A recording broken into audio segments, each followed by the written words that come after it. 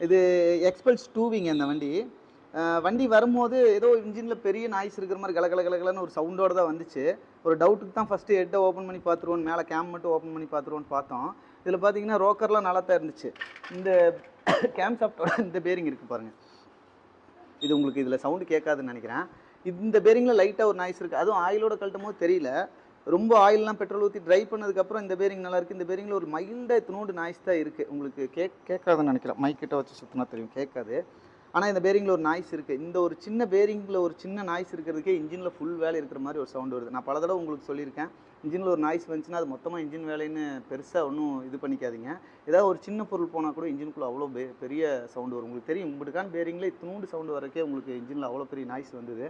அப்போது நீங்கள் எந்த ஒரு நாய்ஸ் வந்தாலும் உடனே செக் பண்ணுங்கள். அது முதல்ல நீங்களாக ஒரு முடிவு பண்ணி இன்ஜின் வேலைன்னு சொல்லிட்டு அப்படியே அட்ஜஸ்ட் பண்ணி 10,000 20,000 ஆகும் மெக்கானிக்கிட்ட கொண்டு போனால் அப்படியே அட்ஜஸ்ட் பண்ணி ஓட்டாதீங்க. ஃபஸ்ட்டு கொண்டு